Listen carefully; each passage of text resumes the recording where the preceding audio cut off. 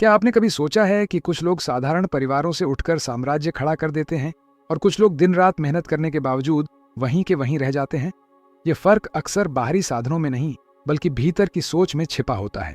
जैसे दीपक की लौ अंधकार को चीरकर प्रकाश फैलाती है, वैसे ही एक सही विचार हमारे जीवन का अंधकार मिटाकर समृद्धि का द्वार खोल देता है। भारत की धरती ने भी हमेशा यही सिखाया है कि विचार ही भाग्य गढ़ते हैं।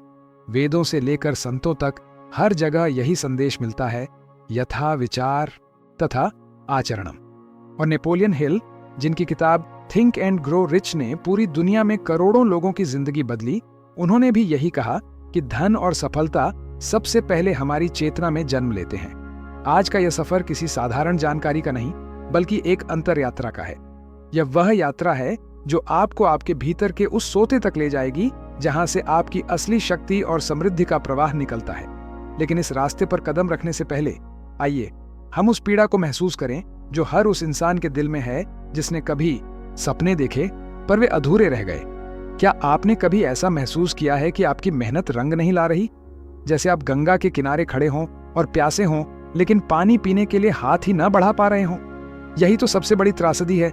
साधन मौजूद हैं, अवसर सामने हैं, पर हमारी सोच की बेड़ियां हमें रोक देती हैं।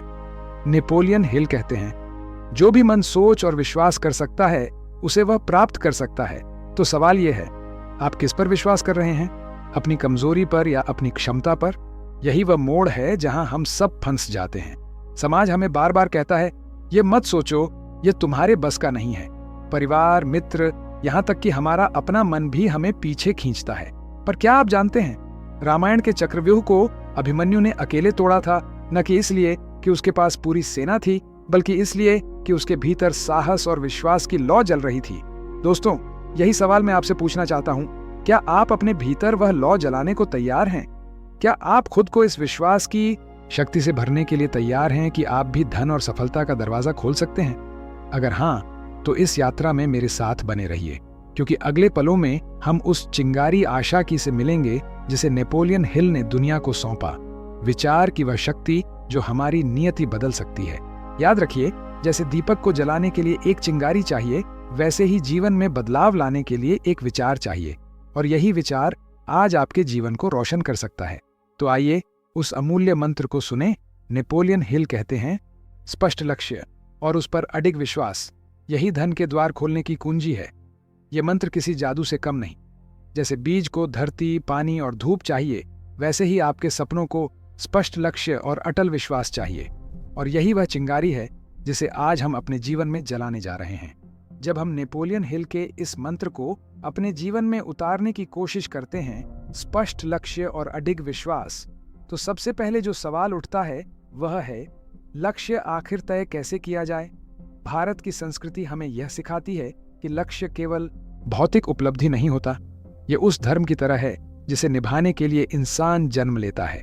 अगर लक्ष्य केवल धन कमाना होता तो राजा हरिश्चंद्र जैसे चरित्र हमें प्रेरित क्यों करते? धन तो उनके पास भी था, पर उन्होंने अपना धर्म नहीं छोड़ा। यानी कि असली लक्ष्य वह है जो हमारे भीतर की भूख को शांत करे और हमें उस सेवा और सार्थकता की ओर ले जाए जहां हम सिर्फ अपने लिए नहीं, बल्कि समाज के लिए भी कुछ बना सकें। लेकिन इस सफर में संघर्ष भी है। आपके भीतर सबसे बड़ी रुकावट आएगी भय की। यह वही भय है जो आपको कहेगा, अगर असफल हो गए तो क्या होगा? अगर लोग हंस पड़े तो क्या होगा? अगर मैं गलत रास्ते पर निकल गया तो? ये सवाल हर इंसान को रोकते हैं। पर सोचिए, क्या गंगा कभी इस डर से बहना छोड़ देती है कि उसके रास्ते में चट्टानें आ जाएंगी? नहीं, वह अपने वेग से सब कुछ चीरकर आगे बढ़ती है। आपको भी वैसा ही होना है। अब बात करते हैं एक व्यावहारिक अभ्यास की। नेपोलियन हिल ने इसे ऑन्टो सजेशन कहा है, यानी स्वयं से संवाद। भारत की साधना परंपरा में इसे जप या स्मरण कहा गया है। जिस तरह साधु बार बार मंत्र का उच्चारण करते हैं, वैसे ही आपको अपने लक्ष्य को रोज अपने मन में दोहराना होगा। मान लीजिए आपका लक्ष्य है अगले 5 साल में आर्थिक स्वतंत्रता पाना, तो हर सुबह जब सूरज की पहली किरण आपके चेहरे को छुए, अपने मन को शांत करके यह वाक्य बार बार दोहराए, मैं आर्थिक स्वतंत्रता के मार्ग पर हूं, मैं हर दिन अपने सपने की ओर बढ़ रहा हूं। ये केवल शब्द नहीं है, ये वही बीज हैं जो आपके अवचेतन मन की मिट्टी में बोए जा रहे हैं। और जैसे जैसे यह बीज सींचे जाएंगे, वैसे वैसे आपके विचार, आपके कर्म और आपकी पूरी ऊर्जा उसी दिशा में चलने लगेंगे। लेकिन यहाँ एक और बाधा आती है, समाज की आवाजें। आपके आसपास लोग कहेंगे, इतना बड़ा सपना मत देखो, तुम्हारे पास साधन कहाँ हैं? ये सब किताबों की बातें हैं, असल जीवन में कुछ नहीं होता। याद रखिए, यही वह पल है जहां अधिकांश लोग हार मान लेते हैं, पर अगर आप यहां टिक गए तो आप बाकी लोगों से अलग हो जाएंगे। स्वामी विवेकानंद ने कहा था, उठो, जागो और तब तक मत रुको जब तक लक्ष्य प्राप्त न हो जाए। अब कल्पना कीजिए, आप इस साधना को रोज कर रहे हैं। धीरे धीरे आपको फर्क दिखने लगेगा, आपके भीतर आत्मविश्वास बढ़ने लगेगा, छोटी छोटी जीतें मिलने लगेंगी। जहां पहले आप किसी अवसर को देखकर डरते थे, अब आप उस पर झपटने लगेंगे। जहां पहले असफलता देखकर निराश हो जाते थे, अब आप उसे सीखने का मौका समझेंगे। यह बदलाव छोटा लगेगा, पर यही वह प्रारंभिक किरणें हैं जो अंधकार को चीरना शुरू कर देती हैं। जैसे भोर होते ही पक्षी गाने लगते हैं, वैसे ही आपके भीतर से नई ऊर्जा फूटेगी। अब मैं आपसे एक सवाल पूछना चाहता हूं।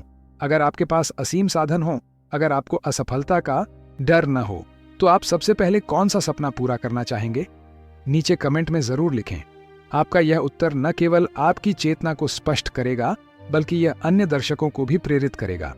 याद रखिए, आपके लक्ष्य और विश्वास की जड़ें जितनी गहरी होंगी, उतनी ही ऊंची आपकी सफलता की शाखाएं फैलेंगी। और यही वह बिंदु है जहां से आपकी असली यात्रा शुरू होती है। धीरे धीरे जब आपका लक्ष्य स्पष्ट होने लगता है और ऑटो सजेशन जैसी साधना आपके मन की मिट्टी को उर्वर बना देती है, तब आपके जीवन में एक नया दौर शुरू होता है, स्थिरता और चेतना का विस्तार। यह वही अवस्था है जहां आपकी सोच केवल व्यक्तिगत सफलता तक सीमित नहीं रहती, बल्कि समाज और परिवेश तक फैलने लगती है। सोचिए, एक दीपक जब जलता है तो वह केवल अपने नीचे का अंधकार नहीं मिटाता, उसकी रोशनी आसपास के वातावरण को भी प्रकाशित करती है। उसी तरह जब आप अपनी सोच और कर्म से बदलते हैं, तो आपकी ऊर्जा आपके परिवार, मित्रों और पूरे समाज तक पहुंचती है। यही वह बिंदु है जिसे नेपोलियन हिल ने मास्टरमाइंड कहा था, यानी जब दो या दो से अधिक लोग सकारात्मक सोच और साझा लक्ष्य के साथ जुड़ते हैं, तो उनकी सामूहिक शक्ति किसी भी कठिनाई को जीत सकती है। भारत की परंपरा में इसे सहयोग या सहकारिता कहा गया है। गांधी जी का जीवन इसका सबसे बड़ा उदाहरण है। उनके पास कोई सेना, कोई अपार धन नहीं था, फिर भी उन्होंने करोड़ों भारतीयों को एक ही लक्ष्य पर केंद्रित कर दिया, स्वराज्य। उनका विश्वास और स्पष्टता ही वह बीज थे जिसने पूरे देश में स्वतंत्रता की चेतना फैला दी।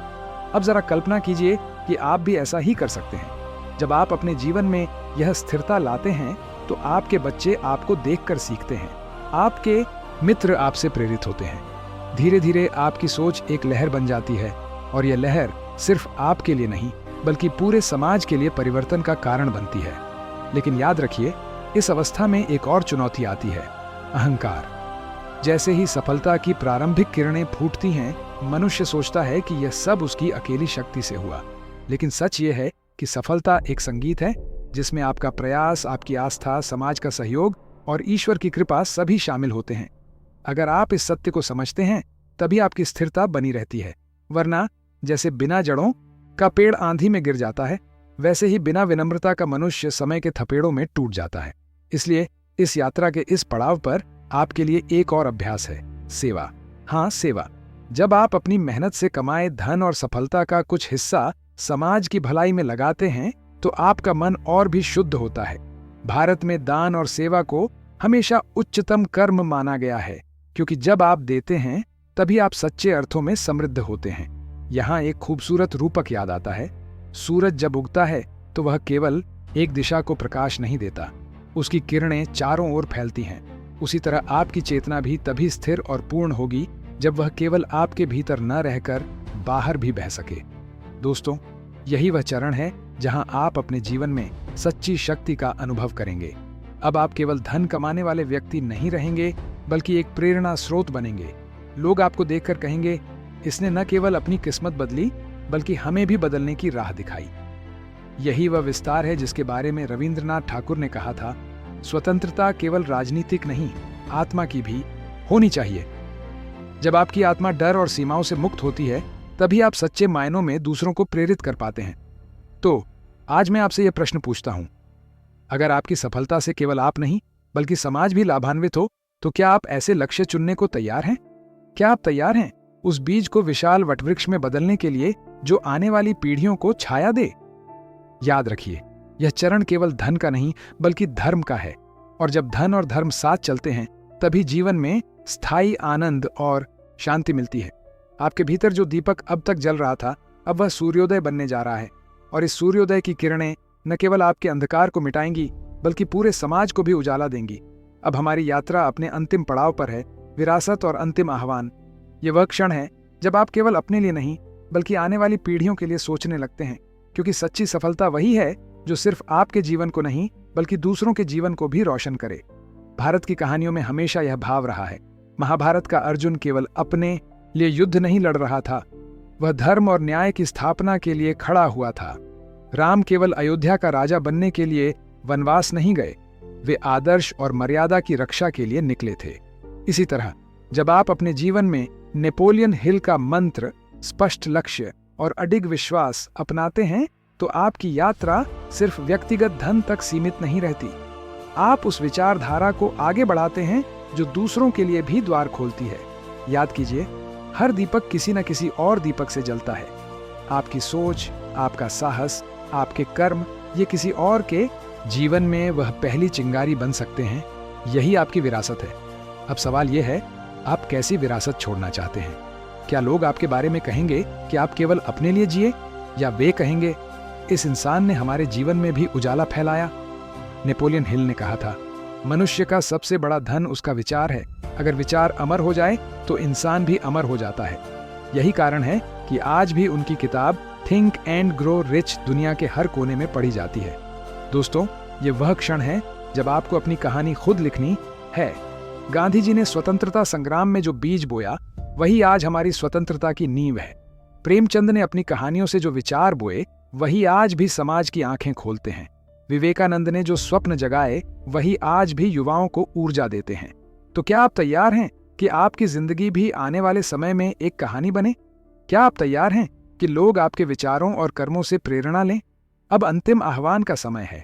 अगर आप सचमुच उस पीढ़ी का हिस्सा बनना चाहते हैं जो अपना इतिहास खुद लिखती है, तो आज से ही अपने भीतर यह संकल्प लीजिए, मैं अपने लक्ष्य को स्पष्ट करूंगा, मैं उस पर अडिग विश्वास रखूंगा, और मैं अपनी सफलता को केवल अपने लिए नहीं बल्कि समाज और आने वाली पीढ़ियों के लिए सार्थक बनाऊंगा। दोस्तों, यही है असली विरासत। धन खर्च हो सकता है, भवन गिर सकते हैं, लेकिन विचार और कर्म अमर रहते हैं। ऑटोरिडाड नेपोलियन हिल ने कहा था, मनुष्य केवल शरीर से नहीं अपने विचारों और कर्मों से अमर होता है। तो आइए इस विचार को अपना जीवन मंत्र बना लें। अगर आप इस प्रकाश को आगे ले जाना चाहते हैं तो चैनल को सब्सक्राइब कीजिए, इस वीडियो को अपने मित्रों के साथ साझा कीजिए और कमेंट में लिखिए, मैं अपनी सोच से अपनी किस्मत लिखूंगा। क्योंकि यह सिर्फ एक वीडियो नहीं है, यह एक आह्वान है।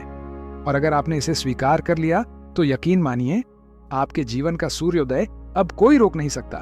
आपका भविष्य आपके विचारों की शक्ति में छिपा है। उठो, जागो और अपने भीतर के दीपक को जलाओ। यही है वह कुंजी जो धन और सफलता का द्वार खोलती है। अगर आप उस पीढ़ी का हिस्सा बनना चाहते हैं जो अपना इतिहास खुद लिखती है, तो सब्सक्राइब करें। क्योंकि जैसा कि नेपोलियन हिल ने कहा था, मनुष्य केवल शरीर से नहीं अपने विचारों और कर्मों से अमर होता है।